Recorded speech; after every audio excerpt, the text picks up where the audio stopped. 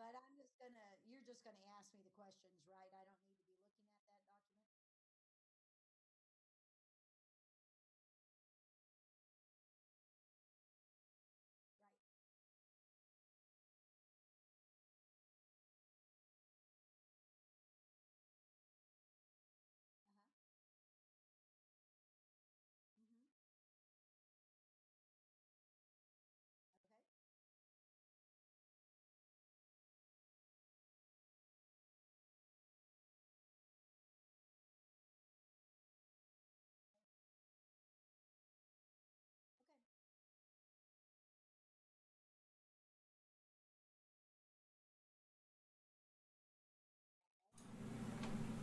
Live. Hey Martha, we can do an audio check real quick. You want to talk for a second? Yes. All right, cool. Cool. I'm getting pretty good audio on, well, my audio is actually, let me change it. Yeah, my Snowball. All right, cool. We're going to do this thing. Okay. All right, cool. Hey guys, welcome to Service Genius Lab Show. My name's Derek, and I have Martha Woodward with me. Give us just a moment. We're getting the audio all set up. Thank you guys for joining us live. We're going to have a lot of fun today. We're talking about everyone's favorite subject, employees, or your team. And I'm going to teach you guys, hopefully by the end of this, you guys will have everything you need to succeed in measuring the performance of your employees. And as we discussed with Martha, the proven ways to get that done. I want to get an audio check from the chat. If you guys can just go over there and type yes, and we're going to get started.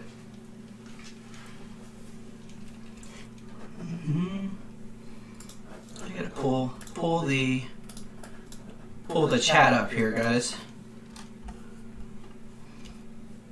Hopefully everybody can see both of us and hear us well. It looks like we're good to go. Hey, David. I'm going to pull this video up so I got the chat with you guys. We are live on Facebook, YouTube, 2 channels on YouTube, 3 Facebook pages, and Twitch today. And so there's a lot going on behind the scenes on that, but I'm pretty excited about it.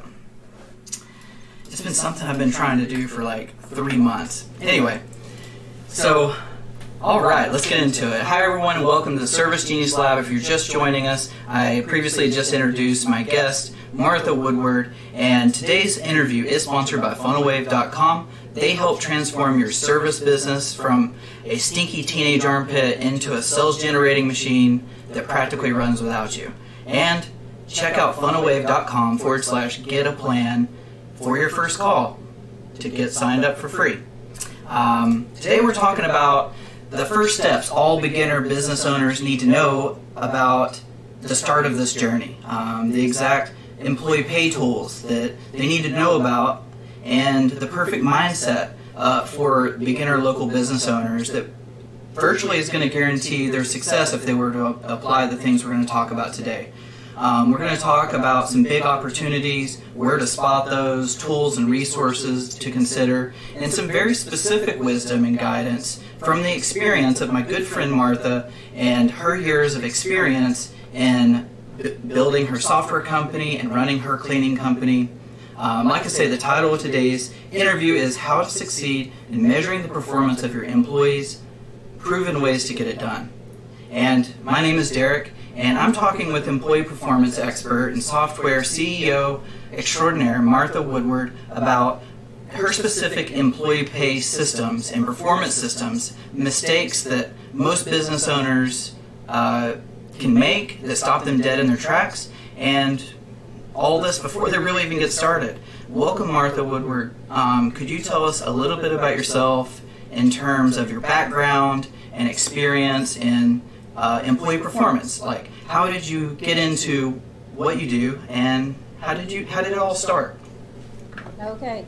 Well, my background's in healthcare. I was in that for 20 plus years, and had a wild idea. I would start a maid service, and I knew nothing. I actually had an MBA, and that led me to believe I knew how to run a business, but I did not. So I went to the School of Hard Knocks, learned what not to do, and I frequently talk about in the early years, definitely we had chaos. Employees were running the show more or less because I was so fearful of not having help. And, everybody knows that story.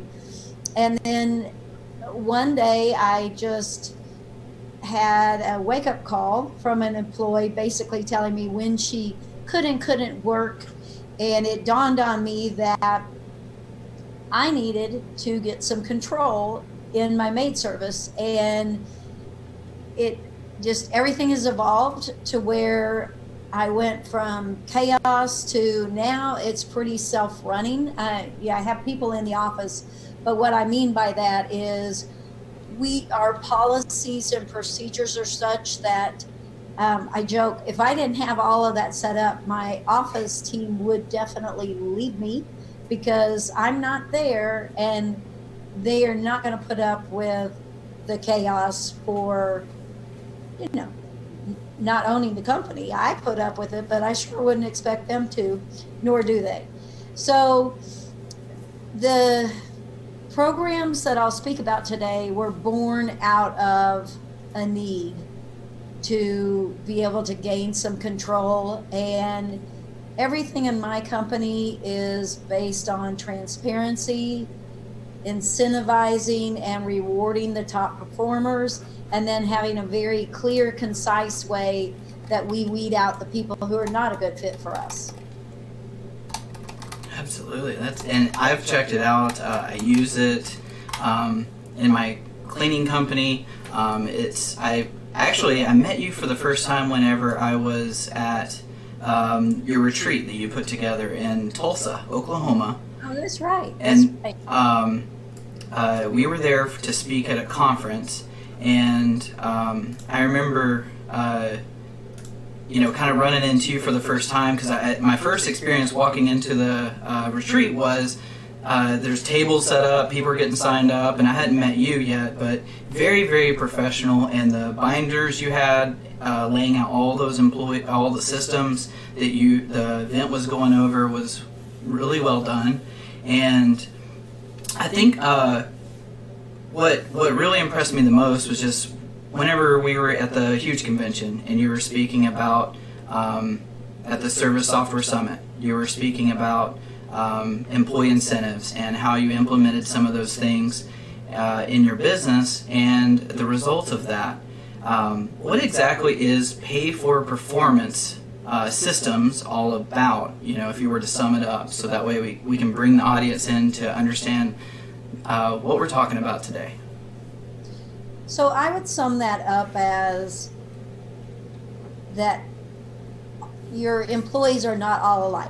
And a pay performance system is basically having a system that you are rewarding people differently, meaning that my top performers can make more, get more benefits than my average performers, and then my below average performers are going to weed themselves out in our system because there's a lot of peer pressure in a very nice way, but because of our standards, the system itself weeds people out. I don't fire people nearly like I used to. I used to have to fire people if they weren't meeting the standards. Now, with a pay performance system, if they're always basically in trouble or not even meeting the base standards, they don't like our system. And in fact, even the average people don't really love our system because they see other people earning more pay, benefits, bonuses, that kind of thing. And they're either going to choose to rise to the occasion or weed themselves out. That basically sums up a pay for performance system, because it can be it can be so many things. It doesn't even have to be all about pay. It can be just incentives, but it is driven by performance. Right, and I'm a real data-driven guy, and oftentimes get accused of maybe going a little too deep and nerdy about the subject. But this data that's being collected, the KPIs, so to speak, for employees and how you're kind of basing your entire system on, that data that you're gathering, that is, just for transparency, coming from the customers, right? Correct. So it's, for us, again, there are many ways to do it, but for us, we're sending out a 1-question survey after each job, and typically our jobs are weekly or bi-weekly, and so we're sending out this 1-question survey that takes 30 seconds to click, excellent, good, whatever. Those scores come back, and the scores are tied not only to the client, but for the employees that did the job. And then it's those scores that drive many of our pay-for-performance programs. Because what I find is quality scores, our employees' quality scores really go hand in hand with attitude, with just being responsible, all the qualities that I want from my service technicians. And if they achieve those quality scores, then generally we don't have problems in any other area. Occasionally attendance, because there are outside factors that cause people to miss. For example, I had somebody who had really high quality scores, but she was a single mom of 4, and so she missed more. And that's really the only example that comes to mind where, you know, we really had somebody who was in jeopardy of losing their job because of attendance, but quality scores were excellent. Generally, if the quality scores are excellent, everything else falls in line. But we actually came up with a way that our employees, like this single mom of 4, could earn more unplanned absence days based on her quality scores. So if everything else falls in line, I want to figure out ways that apply to everyone, not just bending the rules for one, but I want to find out a way that performance can give them a little bit more flexibility and meet our standards. Absolutely, and a lot of this starts in the very beginning with the job and staff descriptions, and looking through a lot of your systems in the past, it seems like you did a really good job of outlining the expectations of the job transparency. In my mentor group, we talk a lot about the OTA, or defining the outcome, the transparency, and setting the accountability. Is that a lot of what's helped increase the success of implementing a system like this into your business? Sure. So back in those early days where I had the chaos, basically what was happening is I was not following through on our own policies because I needed the staff. And so based on my needs, sometimes I would overlook things, especially if they were a pretty good employee. And I see people do this all the time, where they basically try to kind of sweep it under the rug when somebody maybe exceeds their number of absences or whatever that policy is that they really should be letting the employee go. They kind of want to turn a blind eye for that instance and tell themselves, okay, we're going to do it this time, but then I'm going to tighten up. Well, that inconsistency leads to a lot of problems, and people find that out the hard way. And I certainly found it out the hard way. So the very first place I started, when I started to kind of firm things up and make things more transparent and follow my own rules, I looked at my policies and basically tore apart my policy and procedure manual. And I looked at it from a viewpoint of taking my best employees in mind and then rewriting those policies, such as absences, breakage, whatever those policies are. And I rewrote them all to where my best employees could make it without me changing the rules, without me, sometimes enforcing this and then sometimes not, because that does not work. So I rewrote the policy and procedures, and then from that point on, I stuck to it. So I always tell people it's better to be a little more lenient in your policy and procedures so that you can follow them every time. Did you guys hear that? I want to just, Martha, you dropped some serious gold. Like the inconsistencies, the fact that if you don't stand by the policies you set in place is a huge fail. Like those are mistakes in your business, because if you don't start from the top and set the plan and set the outline for this entire path that everybody's going to go on, the journey, the experience, your employee experience. A lot of times we talk about the customer experience and how to improve that to increase your overall results and the close rates on onboarding a new client, or maybe it's on the improving callbacks and refund rate. So I think this is super important, because I think a lot of people forget about the employee journey that they're going to go on. And I think that's really important to make a note there, that what she's saying here is that the inconsistencies were the mistakes, and that she had to take and build a system that allowed her best people to win every day, day in and day out, without feeling abused or any other word for how they might feel. But the point is that I think it's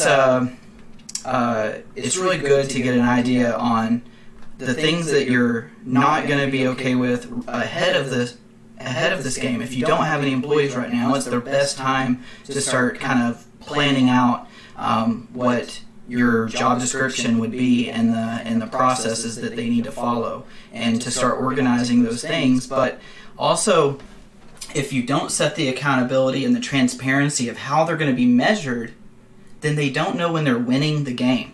They don't know when they're going to get a bonus, or they don't really have a game to play, so to speak. They're not in the game. They're just going to work. And if they're just going to work, then your business is a commodity, and they can easily leave it and go find another job. So I think that was really good for you to bring up. And the other thing that I wanted to ask you about was automating these processes with your software. And so I wanted to bring out the fact that Martha, she does run a successful cleaning company, but the thing that drew me to her in the software world is that she's the CEO of quality-driven software that allows you to automate these processes. And so I wanted to give her a moment to kind of talk about how these concepts are automated and how they work in her company using a software solution. So I talk a lot at different conferences, and I always tell people, because I never want it to be about a sales pitch. I always tell people that for a few years I ran every program that I do now the hard way. I ran it by using a software that surveyed people, so SurveyMonkey, whatever. And then I manually put those results into an Excel spreadsheet, and then we would print it and we'd post it so that our employees got that feedback each week. We weren't nearly as good about it, and it wasn't nearly as transparent. They literally kind of thought we were, making up the good and the bad, which we were not, but they couldn't see it. So they didn't really know but yeah, my software, and I have a partner who also ran a maid service, has since sold it. We both developed it out of a pain and needing this transparency. So we send out the surveys, and then it comes back to our software, quality driven, and then we use that data for all kinds of programs.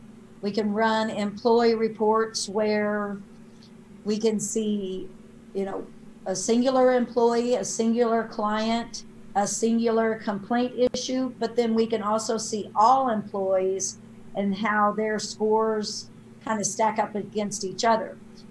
Now, in our software, you can choose, or in your Excel spreadsheet, however you're doing it, you can choose whether you want your employees to see only their data and the jobs they were on and the comments that came back, or you can allow them to see their data and their peers.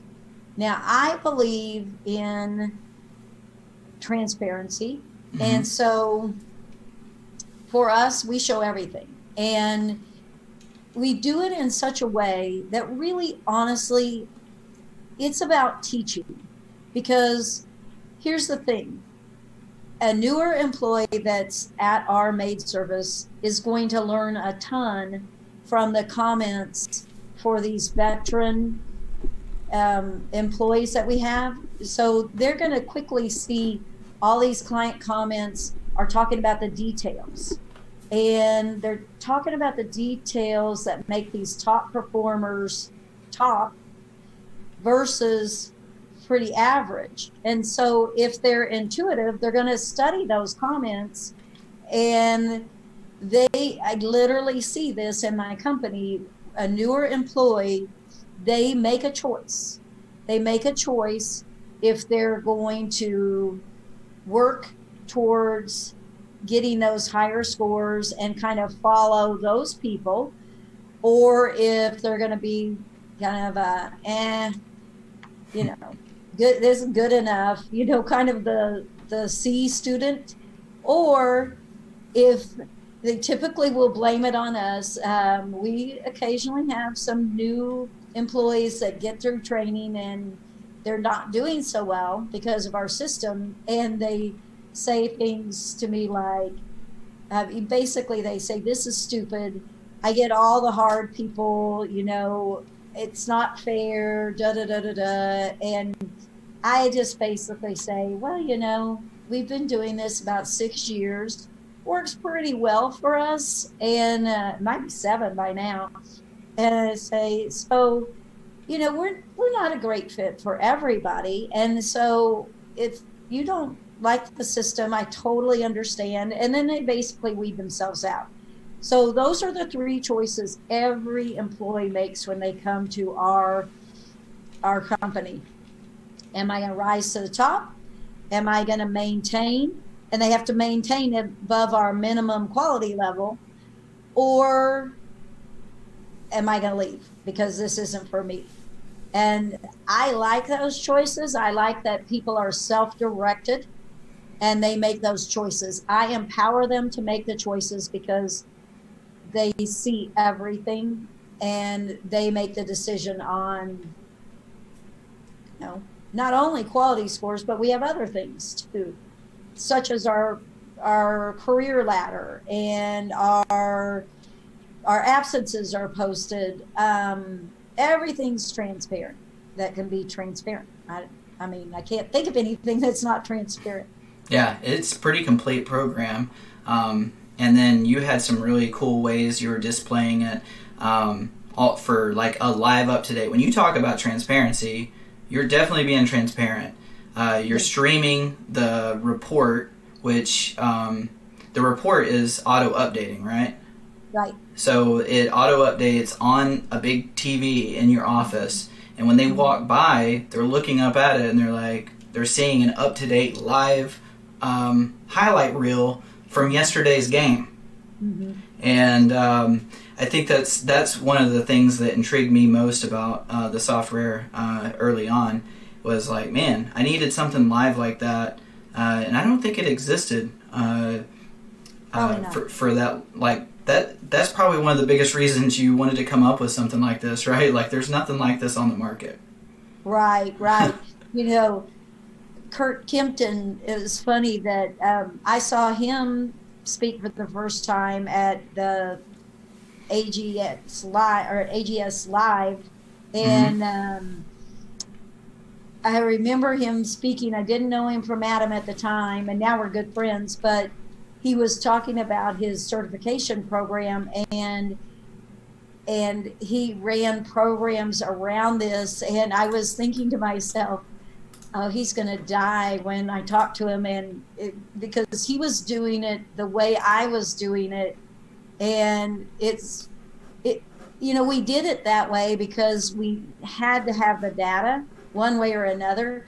But when I've since talked to him and he knows our software now and everything, he's like, oh my gosh, if this would have been around, because like you say, you could absolutely do it the other way, but it isn't as transparent and it is more painful, but it can be done. Can you give me an example of because I think one of the holdbacks a lot of people have when they're asking their customers for feedback is that they're going to get feedback. And is there a right and wrong way to do that you've discovered that's worked really well for what you've been doing, that we can provide some advice for those trying to implement something like this? Sure. So, I've had to wrap my head around this because, well, that's not really true. I was going to say, because I can't imagine not getting feedback, but that's really not true, because back in the chaos days, our quality was not good. I mean, I had people I should have never had on my staff, and I mean, they were running amok. Quality wasn't good. I didn't like to see the caller ID with a current client, because I suspected it was not going to be a phone call that I wanted to take.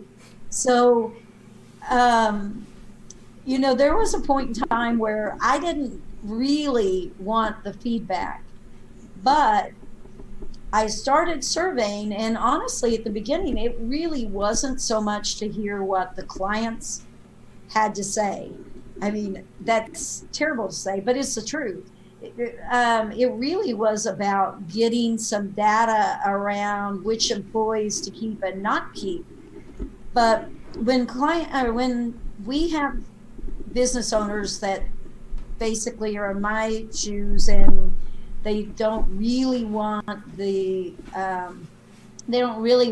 hear the feedback, what I tell them is, whatever the client is going to tell you, they're thinking anyway.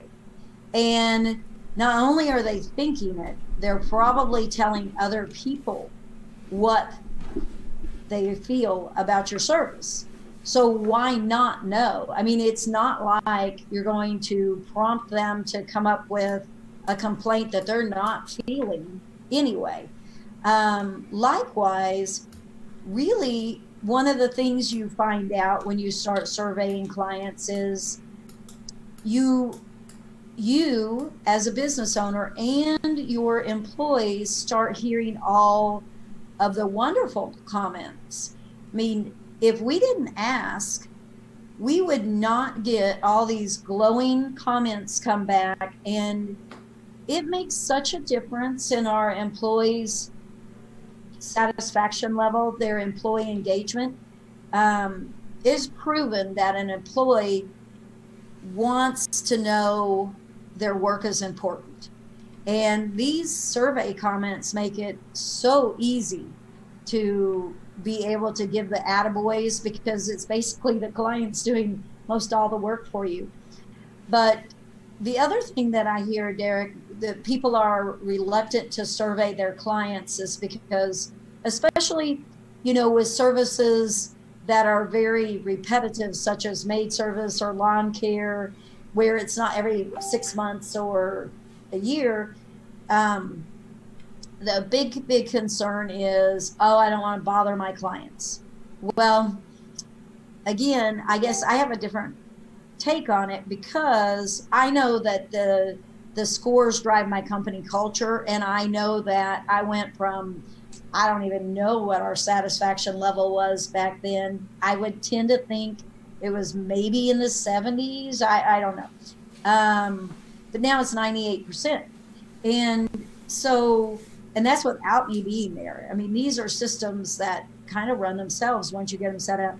But here's what I tell a lead. I don't really do these calls anymore, so I have to be transparent about that. But when a lead calls in, what I would say, we do our spiel, and at the end we say something like, and one of the ways we're different is we're going to survey you after every cleaning.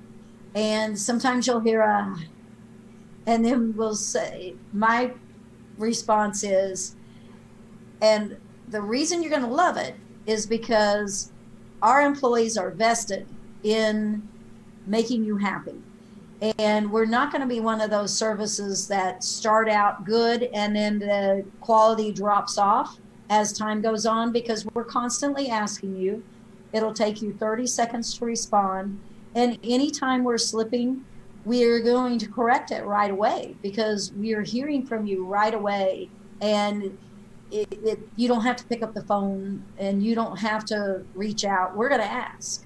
And so those things sell it to the client. And honestly, what we hear when people, I don't know whether we're getting that reputation or what, but now we get so many people who call us and say they're leaving another company because the communication was so poor.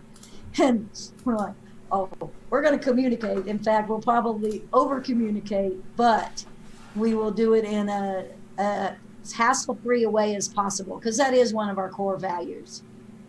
Yeah, well, that's amazing. And what would you say is on the horizon for future development for you with what's next? You know? Yeah. Well, even our little company, I bet you we have 1,000 enhancements. I should know the number, but a lot.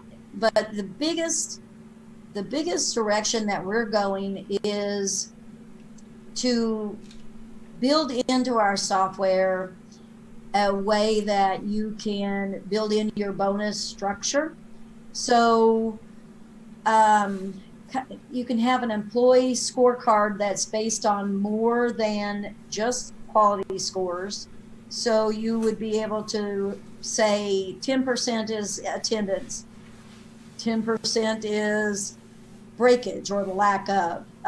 You could put in the percentages of all these internal things that you track, including the quality, including the, like, if they get social reviews on Google and so forth. Basically a point system that's built in to somewhat gamify our system, so it's more than just quality scores. That sounds really awesome, and the reason is because I didn't know that that's what you're about to work on. We actually need to meet sometime off call, because I have something that we're releasing, and we need to probably get you on an API call or something. So I think that's going to be incredible with this new thing. Anyway, I wish I could talk about it more, but well, let's see. Was there anything that I haven't asked you about that you wanted to share? I had a couple of things that was just really stood out in the last couple of minutes. Was, if you're setting these expectations and you're being very transparent, it's just this whole process that you've kind of taken me through, because that is the employee journey. And then, but I think it even can be a little bit more than just their job specifically. It can be the mindset of the entrepreneur or the business owner that is looking to set their own accountability with their team. And so sometimes we might say a goal or have some sort of thing that we're trying to implement. And I think the moment that you're not strict about your policies, disciplines, and measurement of these KPIs is the moment that once you start hiring more people, it's a compounding problem, because if the other employee's riding in the truck with another one and they're like, oh man, I don't know what I'm going to do because my such and such isn't great, and then the other person's going to be like, don't stress out, she usually doesn't get upset about that. It just kind of starts this virus in the company. And I think that's really cool what you've developed, and also the reasons behind it. And I think that's where a lot of like amazing inventions come from, is just like the struggle, Right. And even in my company, at the time I'd implemented a 5-star certification program that I'd gotten the idea from Kurt, and it worked really, really well. And I kind of built on it and made that really good. I also had bonuses based on review counts and like the score of that. I used the Net Promoter Score to actually decide the types of gifts on the follow-up sequence to the customers. And but at the time, I guess I didn't see the correlation between like thinking about the employees at that time, because like that would have been really good to tie that in together and have that one automated system that worked in unison with one another. And so I think that's what's the coolest thing about your software company, is because it does exactly those things. Right. Yeah, when you have processes like that in place, it takes the emotion out of the decisions. It really, really does. Again, I don't have to sit down and do the discipline talks like I used to, but occasionally I get pulled into it, especially if it's more of a management situation. And when I do, I literally find myself saying, many times it's somebody I like, and I like them as a person, but based on our policies, this is a problem. And I find myself saying, those darn policies, it's basically, this is out of my hands. This is the next step because of the policies. And then I'll think to myself, well, I did write the policies, but I'm not going to unwrite them, just for a person like I used to. Now, like I say, it takes the emotion out of it. In fact, for example, complaints is a big thing in the maid service world, in that we have to track the amount of complaints they can make us. It's in any service industry, but we all know that unhappy customers, you end up losing them, you get a bad reputation. That's huge. And it costs a fortune to acquire them in the first place. It does. And so not only are we transparent about all the bonuses and all the incentives, but on our wall, we have a ceiling to floor complaint process flow sheet. And I also have it in writing when we sit down and go over it with them. But it's very important to me that nobody's ever getting, in probation or terminated, and it's a surprise. So while I think I'm strict, I'm also very, very fair, and I'm laid back till I can't be.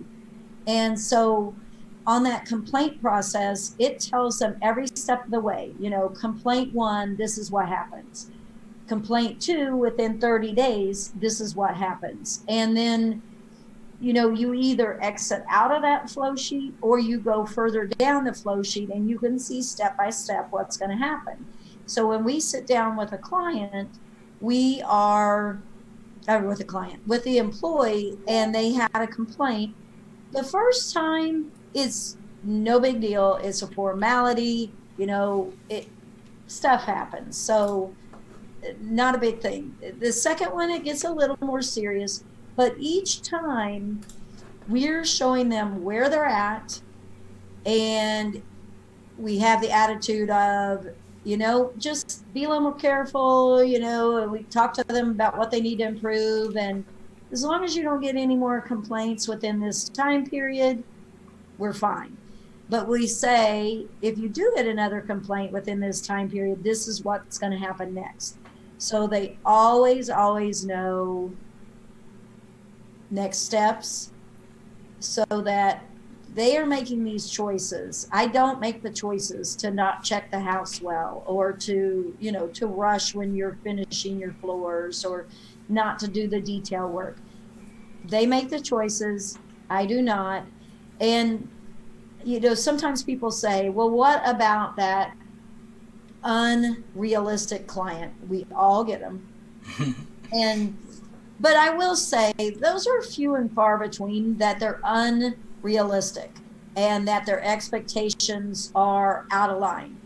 Those people, you do get them, but we don't get them often enough that those people would get my employee fired, if you know what I mean. So when we do get them, well, our survey system actually tells us who we need to go check on site.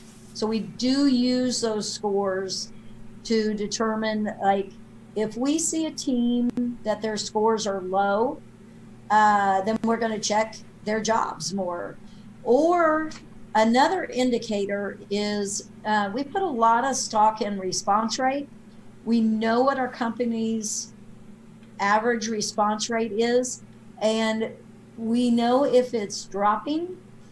I'm going to dive into that employee report that shows all of them, and I'm going to look for what team or teams have a low response rate, pulling our company-wide response rate down. And the reason that I do that is sometimes you've got clients out there who normally answer, and then the service dropped and they don't want to complain. So what they do is they just don't say anything. And then they're hanging out there thinking, well, I'm going to wait and see if they get better. And if they don't get better the next couple of times, then I'm just going to look for somebody else. And that pulls your response rate down. And we occasionally see that, and I can pinpoint whose response rate is dropping, and then we're going to start checking those jobs more often too. So it's just all clues into providing better service and being proactive versus reactive. And like somebody that uses our software recently said, when you are doing this, and again, whether it be Excel, spreadsheet, whatever, when you are tracking it, then you can make those corrections so much sooner than you used to. It doesn't take losing X number of clients anymore to go, oh my gosh, we have a huge problem. It really is tracking and watching these things come in and being reactive sooner. And then, you're able to patch it up before things get bad. Running towards the problems as fast as possible. Yeah. We do have some comments. Darren says, this is awesome, and also has said that he met you at the huge convention and didn't think it was going to be relevant since you're in the house cleaning, maid cleaning industry, and he is in the power washing, but that he, in fact, learned a lot, and it can be for any business. I think that's if by now you don't see that these are things, if you don't have them, that you need to be putting these into your business, these systems, to kind of take the headache out of, measuring their success and bonus structure and financial ties, but also their responsibility to the processes of their job. Because after all, if you make a checklist of step 1's to do this, step 2's to do this, you're not there checking to see if they did it. And if you are there, then you're still in stage 1 or 2 of your business, and you're still going to the jobs. And what is the things that you're going to have to implement to get off the ladder, get from behind the vacuum, so to speak, and to get in the office to where you can focus on sales. And I think this is a huge leap forward in technology, this new wave of just automation is super exciting, and you guys have a lot of cool stuff that we could go on and on about what the app specifically does, but I invite you guys to check it out. It's at qualitydrivensoftware.com. And was there anything else, Martha, that you wanted to share with the audience while we're here today, or ask me even? Happy to answer any questions for you. We'll definitely talk about what you're developing as well, because I know you're big into gamification, and we know that our millennial employees are big into. I'm far from a millennial, but I am very competitive, so I like to gamify as well, and that's probably where a lot of this is driven from. Is I like these thresholds, but yeah, you mentioned here's a example of how we're transparent in the office. So we have all of this stuff on the walls, and we use it for even interviews and kind of recruitment type of visits. But I also am transparent with things that say I want them to hold me to. So recently our sales conversions weren't where they were. I was holding my office staff to their sales conversions, but then realized that I was slipping. I'd still do the marketing, and I was slipping on the number of leads we were bringing in. So, I held myself accountable and was very transparent about, I kind of let them, not shame me, but basically I let them hold me accountable on, this is how many leads a week that I need to be generating for you all, because what we do other things where we say we get to X number of clients, then we're going to add this benefit in. Maybe that's stocking the fridge with drinks and snacks, but we're an all-in kind of thing. And I always want people to feel very vested in where we're going. So again, sometimes I have them on to me, like, and they get a lot of enjoyment out of, Martha, are you posting here, here, and here, kind of thing, if my numbers aren't where, and I really kind of like being accountable to them so that they can see that it's not a punitive thing. This is, we're on the road to improve, so we all gain more from being at the company. Yeah, that's that. And you were talking about gamification. I gamify quite a bit with my online business, and it's a little bit different because we don't see each other ever. Sometimes we're across the world from one another, different time zones. So I have a bot that whenever I send them an emoji, it calculates points that they can exchange for gift cards. And I have our task manager. We're fighting monsters with anytime we destroy a card, or and smaller cards or tasks make up bigger ones like epics. And so when we complete the little ones, we finish off the big one, and that's the epic, and it does the most damage. And it's just fun stuff like that. Probably irrelevant to the service business owner that's on the go and not in front of a screen all day. But it works really well for us because, we're, for the most part, millennials. I can't think of anybody that... I've got a guy that's a little bit older, yeah. So we're millennials, and we like to play games. I made tons of money in high school playing video games. And I was explaining this to someone the other day. I was like, think about your employees and who you're hiring, how young they typically are. I was like, whenever because I'm basically in that age group. I'm a little bit towards the top end of that, but I made $600 a week playing video games. I made, I would make $3,500 selling a piece of equipment or a character online. So how are you setting your company apart from the restaurant that has a great wait staff and I can make a couple $100 a night Right. on a really quick, like I'm going to go work, I make my tips, I go home, play games. That's the sort of thing I noticed that I started running into, and so I knew that that is something that people should pay attention to, especially if you're an older company and you're hiring people out of high school or they're in college and things like that, and start to structure your hiring based on when they're like gone for summer and back. You can structure a lot of the stuff in with that as well, and make it work really good for you. And but anyway, well, it's been an absolute pleasure, Martha, having you on today, and it's a great interview. And thanks for sharing with us everything, all your tips and tricks and secrets. And thanks all the business owners in the audience. If you guys like this, show me some hearts, chat in the chat box below. Let me know what you thought. Let me know some what you guys would like to hear on the next show. And thanks again for joining us for an amazing presentation about the mistakes surrounding employee pay and the real truth about how to avoid those mistakes and get better results instead. So again, I'm Derek Smallwood, and thanks for joining us on the Service Genius Lab. I'd like to invite you to check out qualitydrivensoftware.com today on how you can succeed with employee pay and pay for performance systems for your employees.